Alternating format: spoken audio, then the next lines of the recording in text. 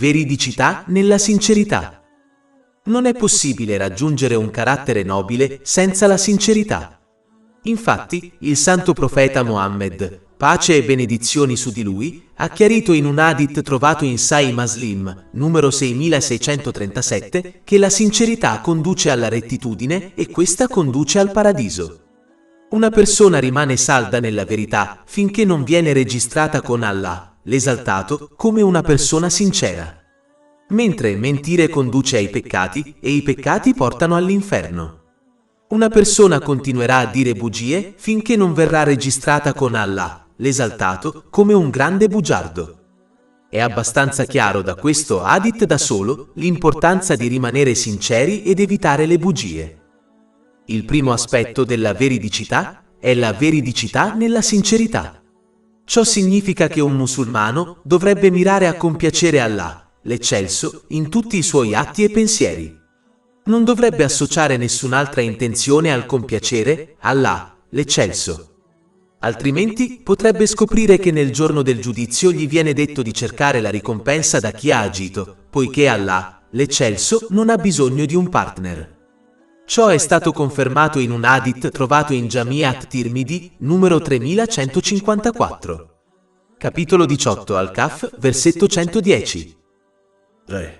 Chiunque spera nell'incontro con il suo Signore, faccia opere buone e non si associ ad alcuno nell'adorazione del suo Signore. Una parte della sincerità è che quando gli altri lodano una persona per le sue buone azioni, a loro volta lodano Allah, l'eccelso, sapendo che è stato Lui a concedere loro la capacità di compiere l'azione giusta. Attraverso questo si allontanano dal compiacersi del piacere delle persone.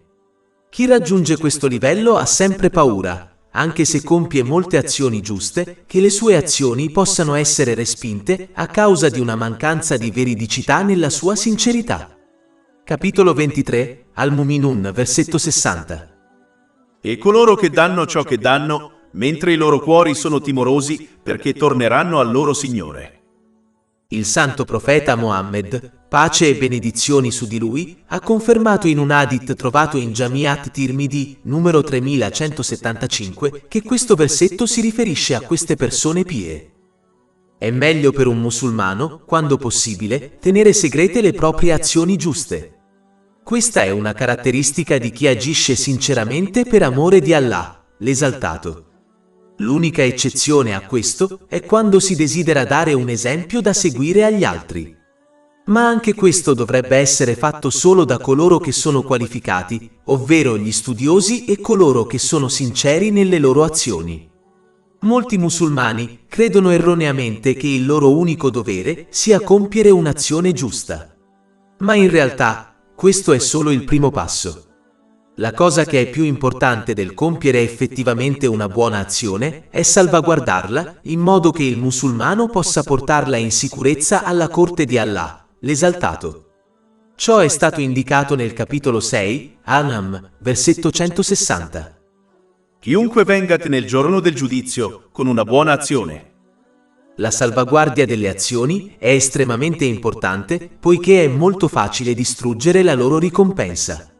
Ad esempio, un musulmano può compiere una buona azione in segreto e non menzionarla a nessuno per decenni. Ma poi il diavolo lo ispira a menzionarla ad altri, il che può causare la riduzione della ricompensa o persino la sua distruzione, poiché l'azione è ora pubblica. Un musulmano può salvaguardare le proprie azioni eliminando le cattive caratteristiche che possono distruggerlo, come l'invidia. Questo è stato avvertito in un hadith trovato in Sunan Abu Dawud, numero 4903. Per concludere, la veridicità nella sincerità è che un musulmano dovrebbe solo sperare di ricevere una ricompensa per le sue buone azioni da Allah, l'esaltato. Dovrebbe solo temere la critica e l'ira di Allah, l'esaltato.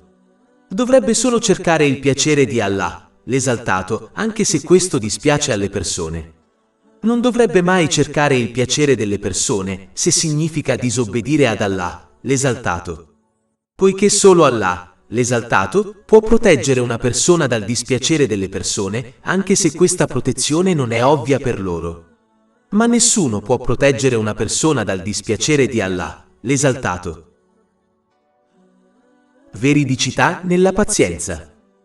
La sincerità nella pazienza implica sopportare qualcosa, come un evento, che una persona non gradisce. Quando ciò accade, un musulmano deve bandire l'impazienza, astenendosi dal lamentarsi attraverso le proprie parole o azioni, e invece accettare ciò che è accaduto attraverso l'obbedienza sincera ad Allah, l'Eccelso, sapendo che Egli sceglie ciò che è meglio per i suoi servi. Capitolo 2. Al-Baqara, versetto 216. Ma forse odi una cosa ed è un bene per te, e forse ami una cosa ed è un male per te. E Allah sa, mentre tu non sai. La pazienza ha aspetti che si applicano internamente ed esternamente. Il primo aspetto è la pazienza nell'adempiere ai comandi di Allah, l'esaltato, durante le difficoltà e la facilità, nella sicurezza o nell'afflizione, volontariamente o meno. Il secondo aspetto è la pazienza nell'astenersi dalle cose proibite e impedire all'anima di inclinarsi verso di esse. Questi due tipi di pazienza sono un dovere obbligatorio per tutti i musulmani. Il prossimo aspetto della pazienza è necessario quando si compiono azioni giuste volontarie. Ciò porterà un musulmano ad avvicinarsi ad Allah, l'esaltato, e ad ottenere il suo amore. Ciò è stato indicato in un hadith trovato in Sahih Bukhari, numero 6502. Il quarto tipo di pazienza consiste nell'accettare la verità da chiunque. La verità è un messaggero di Allah, l'esaltato, ai suoi servi. Un messaggero che devono accettare in tutte le condizioni. Infatti, il rifiuto di questa verità è il rifiuto di Allah, l'esaltato. Un musulmano diventa paziente quando ricorda le benedizioni concesse al paziente e la punizione per l'impazienza e la disobbedienza. Ciò crea speranza nella ricompensa e paura della punizione. Queste due metà incoraggiano a rimanere obbedienti ad Allah, l'Eccelso, per desiderio di ricompensa e impediscono la disobbedienza a Lui attraverso la paura della sua ira e punizione. Attraverso questo un musulmano può ottenere una ricompensa innumerevole concessa al paziente. Capitolo 39 Az-Zumar, versetto 10. In verità, al paziente sarà data la sua ricompensa senza alcun limite, cioè senza limiti. Veridicità nel pentimento. La prima parte della sincerità nel pentimento è pentirsi sinceramente di qualsiasi peccato commesso e poi decidere fermamente di non ricadere in esso o in un peccato simile. Un musulmano dovrebbe insistere nel cercare il perdono di Allah, l'Eccelso. Si dovrebbero compensare tutti gli obblighi persi o restituire tutti i diritti sottratti alle persone mentre si cerca il loro perdono. Una parte del sincero pentimento è evitare di pensare a qualsiasi cosa che sia peccaminosa, poiché questo pensiero è l'inizio di altri peccati. Si dovrebbe avere paura di cadere nei peccati in futuro, poiché questo li aiuterà a rimanere saldi nell'obbedienza ad Allah, l'Eccelso. Un musulmano dovrebbe avere la speranza che il loro pentimento sia stato accettato senza presumere che lo sia. Questo li aiuterà a trovare un equilibrio tra la paura del rifiuto e la speranza dell'accettazione. Queste due qualità sono vitali per incoraggiare una persona a compiere azioni giuste e ad astenersi dai peccati. Capitolo 23, Al-Muminun, versetto 60. E coloro che danno ciò che danno, mentre i loro cuori sono timorosi, perché torneranno al loro Signore. Secondo un hadith trovato in Sunan Ibn Majah, numero 4198, questo versetto si riferisce ai musulmani pii che compiono buone azioni, come il pentimento sincero, pur temendo che ciò non venga accettato da Allah, l'esaltato. È anche importante per un musulmano pentito evitare tutte le persone che lo tentano verso peccati e negligenza e invece accompagnare coloro che lo aiuteranno a cambiare il suo carattere in meglio. Come confermato in un hadith trovato in Jami' at-Tirmidhi, numero 2378, una persona è sulla religione del suo amico. Ciò significa che una persona adotterà le caratteristiche dei suoi compagni. Pertanto, è fondamentale per tutti i musulmani, specialmente i pentiti, cercare e accompagnare solo i pii. Capitolo 43 Az-Zukhruf, versetto 67. Quel giorno gli amici intimi saranno nemici gli uni degli altri, eccetto i giusti. Inoltre, un musulmano deve evitare i luoghi che lo ispirano verso i peccati, poiché l'ambiente di una persona può influenzare molto il suo carattere. Pertanto, i musulmani dovrebbero mirare a visitare solo i luoghi che li ispireranno a rimanere saldi nell'obbedienza ad Allah, l'Eccelso, adempiendo ai suoi comandi, astenendosi dai suoi divieti e affrontando il destino con pazienza, come la moschea. Veridicità nell'autocontrollo e nella conoscenza di sé. Il musulmano che è sincero nel suo desiderio di compiacere Allah, l'Eccelso, controllerà la sua anima in modo che obbedisca a Lui solo adempiendo ai suoi comandi, astenendosi dai suoi divieti e affrontando il destino con pazienza. Ogni volta che disobbedisce ad Allah, l'Eccelso, un musulmano dovrebbe cercare di disciplinare la sua anima negandole i suoi desideri. L'anima può comportarsi come un animale selvaggio che viene domato solo attraverso la disciplina. Ciò non significa che un musulmano debba diventare estremo in questa disciplina, ma non dovrebbe soddisfare tutti i desideri legittimi della sua anima finché non obbedisce ad Allah. Si deve adottare un rapporto di dare e avere con la propria anima finché non si ottiene un equilibrio tra obbedire ad Allah, l'Eccelso, e soddisfare i desideri legittimi. Ma è importante notare che più si limita l'agire sui propri desideri legittimi, meno sarà la sua responsabilità nel giorno del giudizio e meno probabile che si allontani e soddisfi i propri desideri illeciti. Poiché Allah, l'Eccelso, ha dato a ogni persona un solo cuore, questo sarà riempito con il mondo materiale o con l'aldilà. Più un musulmano soddisfa i suoi desideri legittimi, più il suo cuore sarà riempito con il mondo materiale. Più si concentra sull'aldilà, più questo riempirà il suo cuore, fino a quando il suo cuore non diventerà sano. Capitolo 26, Ash-Shu'ara, versetti 88-89. Il giorno in cui non ci sarà beneficio a nessuno, né di ricchezze né di figli, ma solo di chi verrà ad Allah con un cuore sano. Un aspetto della veridicità dell'autocontrollo è quello di evitare cattive compagnie che ispirano desideri inutili e illeciti. Come ammonito dal santo profeta Muhammad, pace e benedizioni su di lui, in un hadith trovato in Sunan Abu Dawud, numero 4833, una persona è sulla religione del suo amico. Ciò significa che una persona adotterà le caratteristiche dei suoi amici e compagni. Quindi è importante per i musulmani accompagnare solo coloro che li aiutano a controllare la loro anima. Capitolo 43, Az Zukhruf, versetto 67. Quel giorno gli amici intimi saranno nemici gli uni degli altri, eccetto i giusti. Veridicità nell'opporsi al diavolo. Un musulmano dovrebbe impegnarsi attivamente per tagliare fuori le armi del diavolo, come agire su pensieri malvagi. Il modo per raggiungere questo obiettivo è ricordare costantemente a se stessi gli effetti negativi dei peccati, come la punizione e la disgrazia. Un musulmano dovrebbe stare in guardia sui propri pensieri e azioni, assicurandosi di pensare e agire solo per amore di Allah, l'Eccelso. È importante ricordare che il diavolo non è mai incurante delle persone e si sforza sempre di condurle fuori strada. Lavora duramente per indebolire la determinazione dei musulmani a migliorare se stessi e li incoraggia a ritardare il sincero pentimento. Ispira i musulmani a ritardare l'azione sui loro buoni pensieri e intenzioni, sperando che alla fine dimentichino o non trovino l'opportunità di agire su di essi in futuro.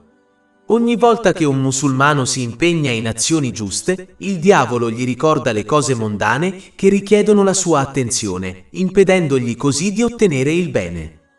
Un musulmano dovrebbe sforzarsi di controllare la propria rabbia, poiché il diavolo colpisce in questo momento, facendo sì che si oltrepassino i limiti e si commettano peccati atroci. È quindi fondamentale per un musulmano acquisire conoscenza sulle trappole del diavolo in modo da poterle evitare. L'ignoranza porterà solo a cadere nelle sue trappole, il che comporterà la perdita del bene in entrambi i mondi. Si dovrebbe cercare costantemente rifugio dal diavolo presso Allah, l'Eccelso. Ciò si ottiene solo attraverso la sincera obbedienza a Lui, adempiendo ai suoi comandi, astenendosi dai suoi divieti e affrontando il destino con pazienza. Capitolo 15, Al-Ir, versetto 42. In verità, sui miei servi non avrai alcuna autorità su di loro. Inoltre, un musulmano dovrebbe ricordarsi costantemente dello sguardo onnicomprensivo di Allah, l'Eccelso. Ciò lo aiuterà a combattere il diavolo, poiché chiunque lo ricordi avrà paura di agire sui propri desideri malvagi, sapendo che Allah, l'Eccelso, sta osservando il suo essere interiore ed esteriore. Chi è consapevole di un'autorità potente, come la polizia, che lo osserva, non si comporterà male. Allo stesso modo, chi è consapevole dello sguardo divino di Allah, l'Eccelso, resisterà al diavolo e si asterrà dai peccati. Veridicità nella pietà. La sincerità nella pietà include l'adempimento dei comandi di Allah, l'Eccelso, e l'astensione dai suoi divieti per il piacere di Allah, l'Eccelso. Inoltre, questo include l'evitare cose che sono dubbie.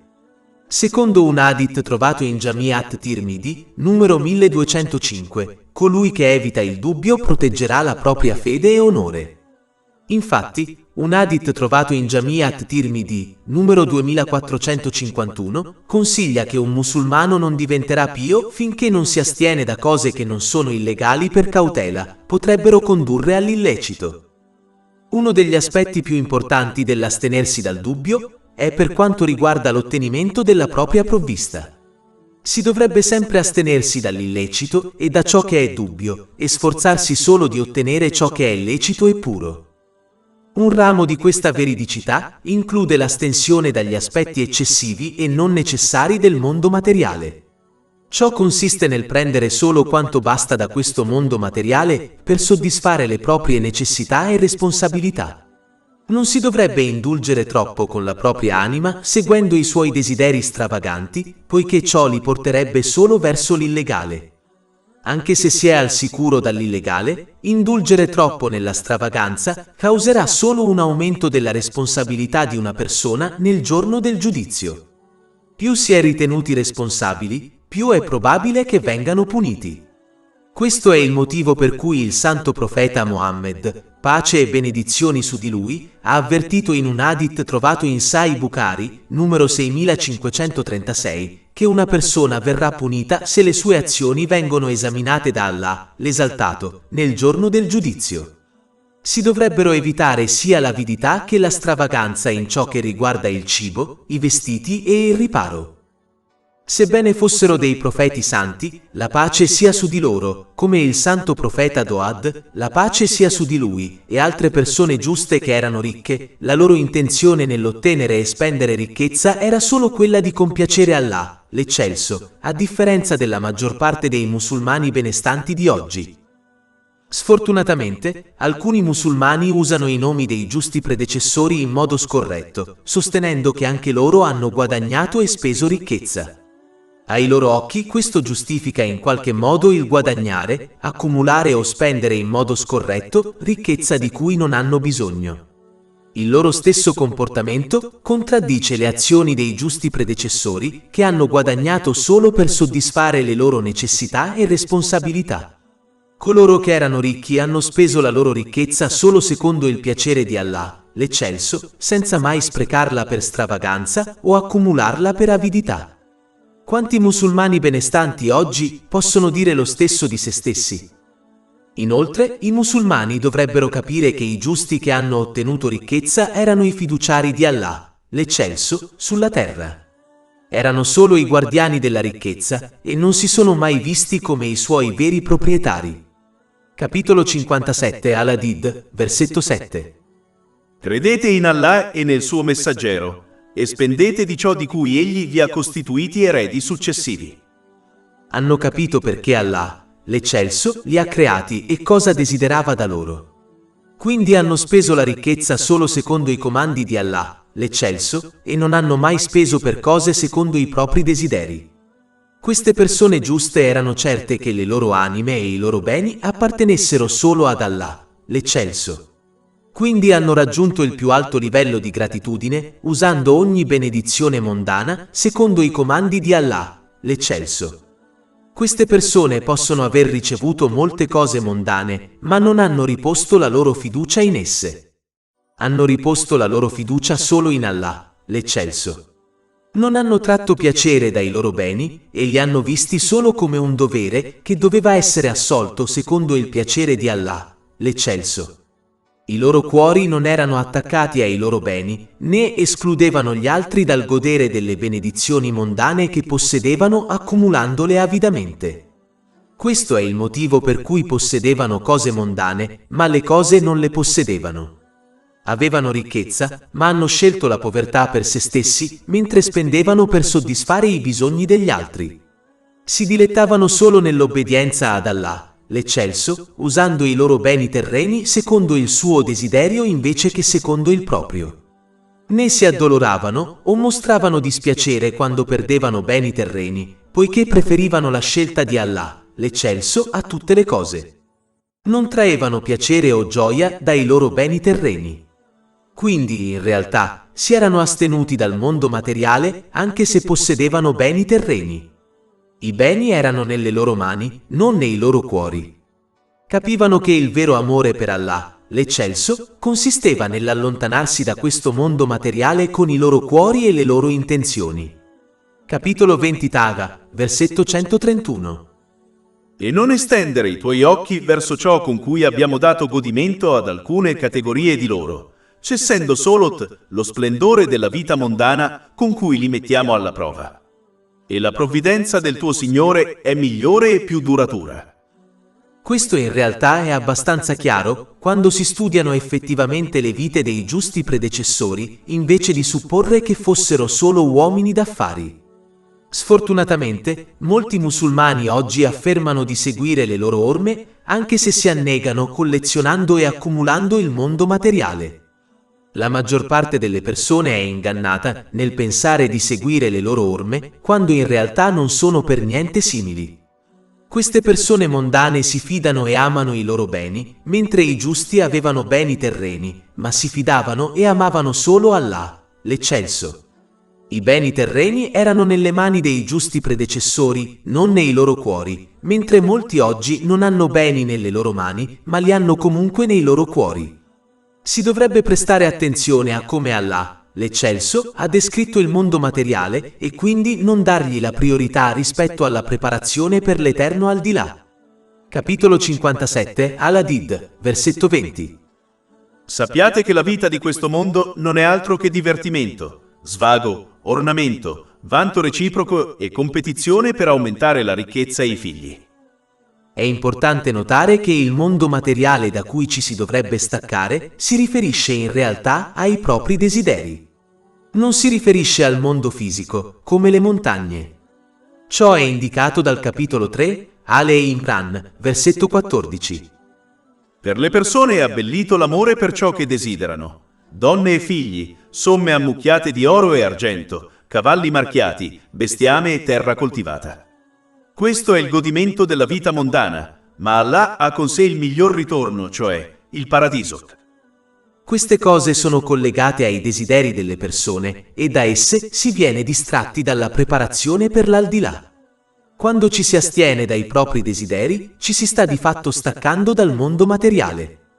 Ecco perché un musulmano che non possiede cose mondane può ancora essere considerato una persona mondana a causa del suo desiderio interiore e del suo amore per esse.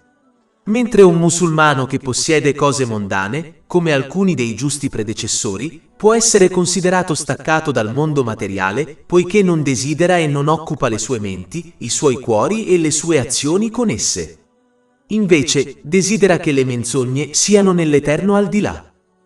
Il primo livello di astinenza è l'allontanamento dai desideri illeciti e vani che non sono collegati al piacere di Allah, l'Eccelso. Questa persona si impegna nell'adempimento dei propri doveri e responsabilità, concentrandosi tutto il tempo sull'aldilà. Si allontana da cose e persone che gli impediscono di compiere questa importante azione. La fase successiva dell'astinenza è quando si prendono solo le cose di cui si ha bisogno dal mondo materiale per soddisfare le proprie necessità e responsabilità. Non si occupa il proprio tempo su cose che non gli porteranno beneficio nell'aldilà. Questo è il consiglio dato dal santo profeta Muhammad, pace e benedizioni su di lui, in un hadith trovato in Sahih Bukhari, numero 6416. Consigliò a un musulmano di vivere in questo mondo materiale come uno straniero o un viaggiatore. Entrambi i tipi di persone prenderanno solo ciò di cui hanno bisogno dal mondo materiale per raggiungere la loro destinazione, ovvero l'aldilà in sicurezza. Un musulmano può raggiungere questo obiettivo comprendendo quanto la sua morte e la sua partenza dall'aldilà siano vicine. Non solo la morte può piombare su una persona in qualsiasi momento, ma anche se si vive una lunga vita, sembra che sia passata in un momento. Realizzando questa realtà, si sacrifica il momento per il bene dell'eterno aldilà. Accorciare la speranza di una lunga vita in questo mondo materiale li incoraggerà a compiere azioni giuste, a pentirsi sinceramente dei loro peccati e a dare priorità alla preparazione per l'aldilà rispetto a tutto il resto. Chi spera in una lunga vita sarà ispirato a comportarsi in modo opposto. Chi è veramente astinente nel mondo materiale non lo biasima né lo loda. Non gioisce quando lo ottiene, né si affligge quando gli passa accanto. La mente di questo pio musulmano è troppo concentrata sull'eterno aldilà per notare avidamente il piccolo mondo materiale. L'astinenza consiste in diversi livelli. Alcuni musulmani si astengono per liberare i loro cuori da ogni occupazione vana e inutile, in modo che possano concentrarsi completamente sull'obbedienza ad Allah, l'Eccelso, e adempiere alle loro responsabilità verso le persone. Secondo l'hadith trovato in Sunan Ibn Majah, numero 257, colui che si comporta in tal modo scoprirà che Allah, l'Eccelso, gli basterà prendendosi cura dei suoi problemi mondani. Ma colui che si preoccupa solo delle cose mondane sarà lasciato ai suoi espedienti e non troverà altro che distruzione. Ecco perché è stato detto che colui che persegue l'eccesso di questo mondo materiale, come l'eccesso di ricchezza, scoprirà che l'effetto minimo che ha su di lui è che lo distrae dal ricordo e dall'obbedienza ad Allah, l'Eccelso. Ciò è ancora vero anche se una persona non commette peccati nella sua ricerca degli aspetti eccessivi del mondo materiale. Alcuni si astengono dal mondo per alleggerire la propria responsabilità nel giorno del giudizio. Più si possiede, più si sarà ritenuti responsabili. Infatti, chiunque abbia le proprie azioni esaminate da Allah, l'Eccelso, nel giorno del giudizio sarà punito. Questo è stato avvertito in un hadith trovato in Sahih Bukhari, numero 6536. Più è leggera la responsabilità di una persona, meno probabile che ciò accada.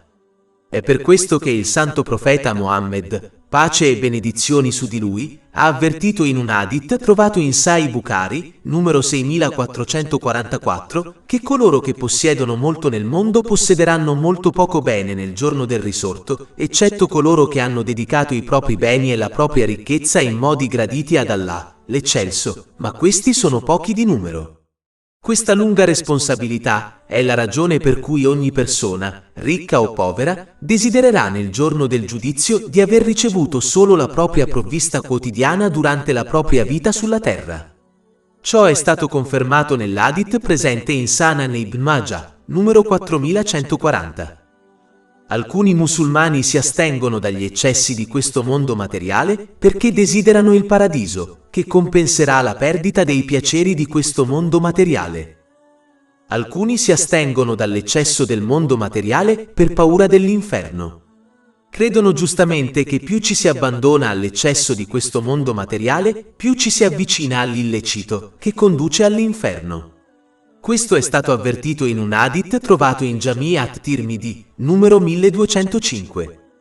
Infatti, è il motivo per cui il santo profeta Mohammed, pace e benedizioni su di lui, ha consigliato in un hadith trovato in Sunan Ibn Majah, numero 4215, che un musulmano non diventerà pio finché non si astiene da qualcosa che non è un peccato per paura che possa condurre a un peccato. Il più alto grado di astinenza è comprendere e agire in base a ciò che Allah, l'Eccelso, desidera dai suoi servi, che è stato menzionato in tutto il Sacro Corano e negli hadith del santo profeta Mohammed, pace e benedizioni su di lui. Vale a dire, astenersi dall'eccesso del mondo materiale per servitù ad Allah, l'Eccelso, sapendo che il loro Signore non ama il mondo materiale. Allah, l'Eccelso, ha condannato l'eccesso di questo mondo materiale e ne ha sminuito il valore. Questi servi erano imbarazzati dal fatto che il loro Signore li vedesse propendere verso qualcosa che a lui non piace. Questi sono i più grandi servi, poiché agiscono solo secondo i desideri del loro Signore, anche quando viene data loro l'opportunità di godere dei lussi legittimi di questo mondo. Questa è la vera ragione per cui il santo profeta Mohammed, pace e benedizioni su di lui, scelse la povertà, anche se gli furono offerti i tesori della terra. Questo è stato consigliato in un hadith trovato in Sahih Bukhari, numero 6590. Il santo profeta Mohammed, pace e benedizioni su di lui, scelse questo perché sapeva che era ciò che Allah, l'esaltato, desiderava per i suoi servi. Poiché Allah, l'esaltato, non amava il mondo materiale, il santo profeta, pace e benedizioni su di lui, lo rifiutò per amore del suo Signore. Come può un vero servitore amare e indulgere in ciò che il suo Signore non ama? Il santo profeta Mohammed, pace e benedizioni su di lui, diede l'esempio ai poveri scegliendo la povertà e insegnò ai ricchi come vivere attraverso le sue parole e azioni. Avrebbe potuto facilmente scegliere l'alternativa e mostrare praticamente ai ricchi come vivere, prendendo i tesori del mondo che gli erano stati offerti, e avrebbe potuto insegnare ai poveri come vivere correttamente attraverso le sue parole e azioni. Ma scelse la povertà per una ragione specifica, che era quella di servire il suo Signore, Allah l'Eccelso. Questa astinenza fu adottata dai compagni, che Allah sia soddisfatto di loro.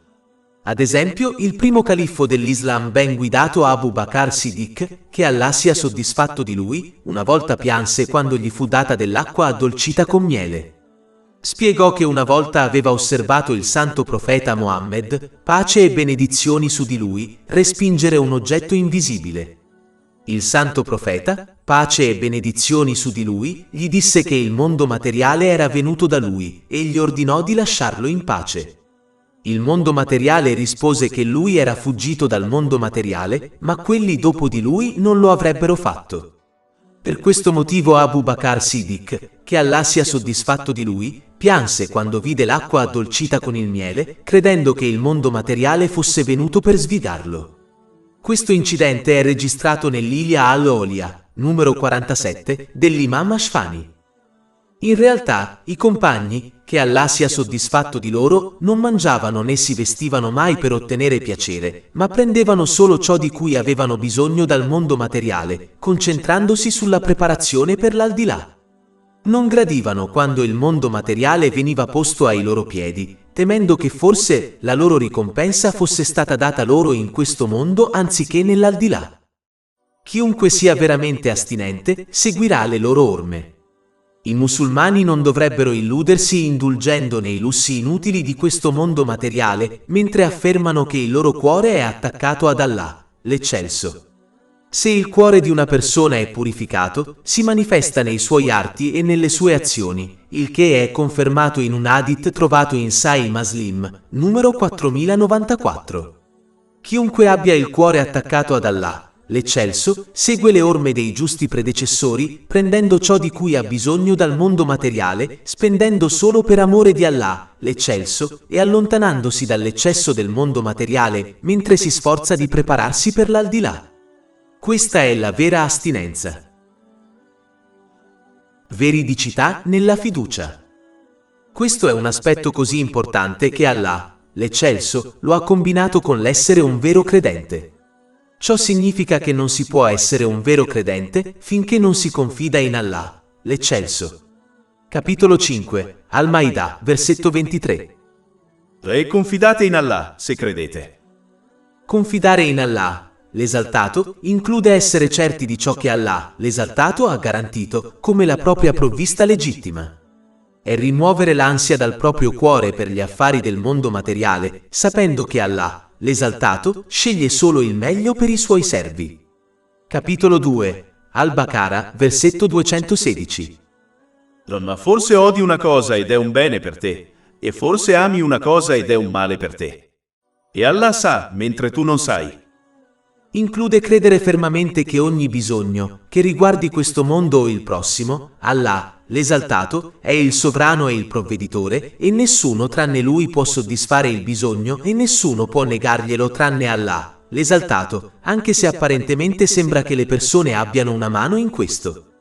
Sono semplicemente dei medium, ma la fonte del dare e del trattenere non è altro che Allah, l'esaltato. La creazione non può dare qualcosa a qualcuno che Allah, l'esaltato, non ha voluto né può negare qualcosa a qualcuno che Allah, l'esaltato, ha concesso. Ciò è confermato in un hadith trovato in Jami' at-Tirmidhi, numero 2516.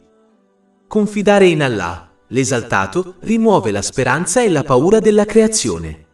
Questo perché un musulmano ha fiducia in Allah, l'esaltato, e piena conoscenza e convinzione che le benedizioni di Allah, l'esaltato, scendono costantemente su di lui, cosa che nessuno può impedire.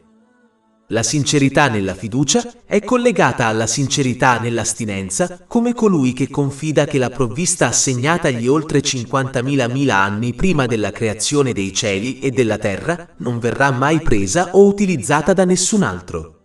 Questo è stato consigliato in un hadith trovato in Sahih Muslim, numero 6748. Ciò li ispira a condividere le benedizioni che hanno ricevuto con gli altri, senza paura che la povertà entri nei loro cuori.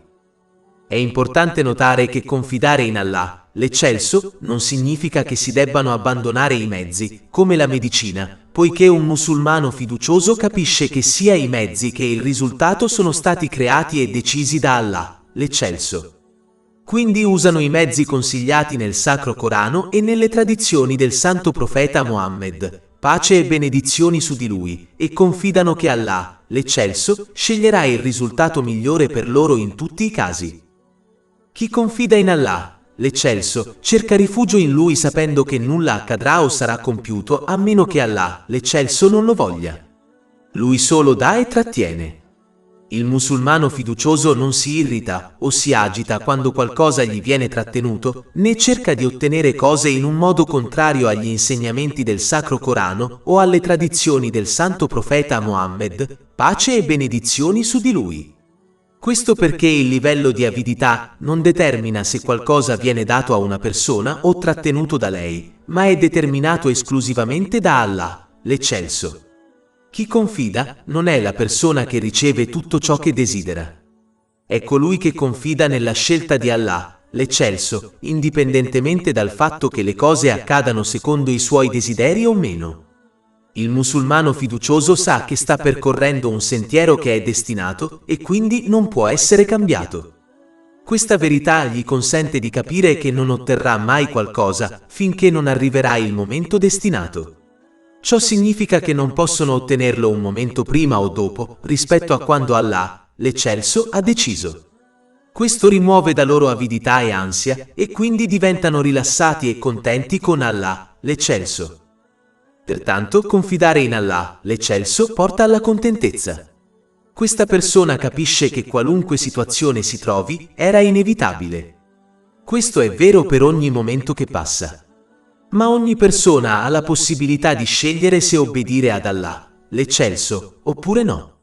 Se scelgono l'obbedienza ad Allah, l'eccelso, allora non c'è situazione migliore di quella in cui si trovano attualmente, poiché Allah, l'eccelso, sceglie il meglio per i suoi servi. Ma se scelgono la disobbedienza, allora non hanno nessun altro da incolpare se non se stessi quando affrontano le conseguenze della loro scelta. Chi confida capisce questo e rimane grato ad Allah, l'eccelso, per averlo guidato da una buona situazione all'altra, anche se non osserva immediatamente la bontà in ogni situazione. La veridicità nella paura. Ciò che fa sì che il timore di Allah, l'esaltato, diventi radicato nel cuore è credere veramente e ricordare costantemente a se stessi che Allah, l'esaltato, li osserva in ogni momento. Nessuno dei propri movimenti, siano essi azioni esteriori o pensieri interiori, è nascosto ad Allah, l'esaltato. Ciò rende un musulmano cauto sul fatto che Allah, l'esaltato, possa osservare qualcosa interiormente o esteriormente in loro che non approva. Un musulmano dovrebbe quindi vigilare costantemente sulla propria intenzione, poiché Allah, l'esaltato, ne è pienamente consapevole. Se un musulmano in ogni momento mantiene la propria intenzione attaccata ad Allah, l'esaltato, e attraverso la misericordia di Allah, l'esaltato, si allontana da ciò che non gli piace, il suo cuore diventerà puro, il che conduce al vero timore di Allah, l'esaltato. Ciò garantirà che diano priorità ai comandi di Allah, l'esaltato, su tutto il resto. Non avranno più paura della creazione, che impedirà loro di disobbedire ad Allah, l'eccelso, per il desiderio di compiacere la gente. Veridicità nella modestia. Avere vera vergogna e modestia di Allah, l'eccelso, secondo un hadith trovato in Jamiat Tirmidhi, numero 2458, è quando si proteggono i propri 5 sensi dalla sua disobbedienza. Include proteggere il proprio corpo dall'illecito, come il cibo illecito, e proteggere la propria castità per timore di Allah, l'eccelso. Implica spesso ricordare e prepararsi per la propria morte. E infine, include allontanarsi dall'eccesso di questo mondo materiale che li incoraggerà a lottare per l'eterno al di là. Chi si comporta in questo modo ha vera modestia e vergogna di Allah, l'eccelso. Chi ricorda sempre che Allah, l'eccelso, lo sta osservando adotterà vergogna e modestia nei suoi confronti. Ricordare gli innumerevoli favori di Allah, l'eccelso, mentre una persona rimane ingrata, la incoraggerà anche a diventare modesta nei confronti di Allah, l'eccelso.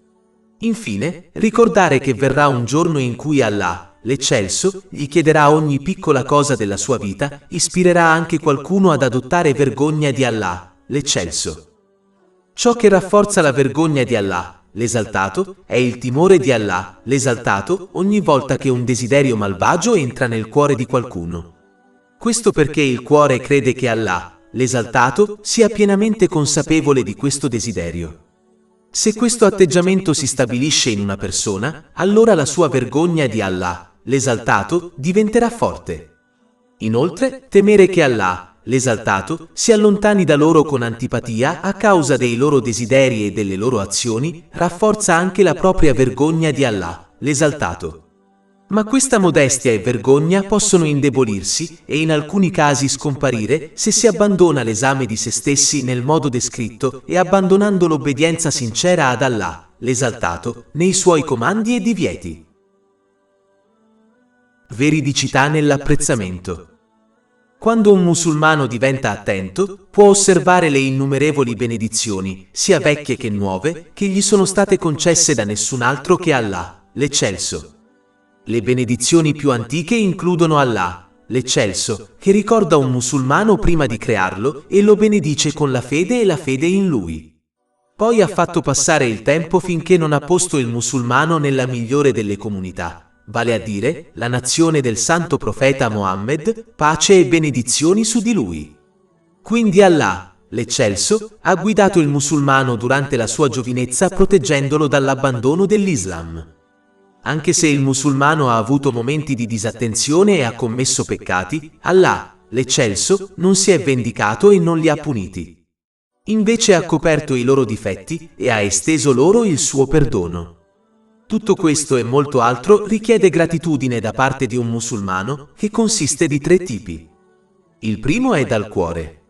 Questo è quando si riconosce che tutte le benedizioni provengono da Allah, l'eccelso, e si corregge la propria intenzione in modo che agiscano solo per compiacere Allah, l'eccelso. Il tipo successivo di gratitudine si mostra sulla lingua, lodandolo continuamente e menzionando la sua grande gentilezza. L'ultimo tipo, che è il livello più alto di gratitudine, si mostra attraverso azioni fisiche. Questo è quando si usano tutte le benedizioni che si possiedono nel modo comandato da Allah, l'esaltato, sinceramente per il suo piacere. Ciò porta a un aumento delle benedizioni. Capitolo 14 Ibrahim, versetto 7. E ricorda, quando il tuo Signore proclamò, se siete riconoscenti, certamente vi aumenterò in favore. Un musulmano deve capire che può mostrare gratitudine solo attraverso la misericordia di Allah, l'eccelso, che di per sé merita gratitudine. Questo atteggiamento assicurerà che si rimanga grati e umili in ogni momento. Veridicità nell'amore. Ciò include seguire il santo profeta Mohammed, pace e benedizioni su di lui, nella sua condotta con Allah, l'esaltato, e la gente, e il suo distacco dal mondo materiale come esempio in ogni questione. Capitolo 3 Ale Imran, versetto 31. Di, o Muhammad, se ami Allah, allora seguimi, e così Allah ti amerà e ti perdonerà i tuoi peccati. La sincerità nell'amore include anche il preferire in ogni questione ciò che Allah, l'esaltato, ama rispetto ai propri desideri e al desiderio degli altri, e adempiendo ai comandi di Allah, l'esaltato, rispetto ai comandi della propria anima.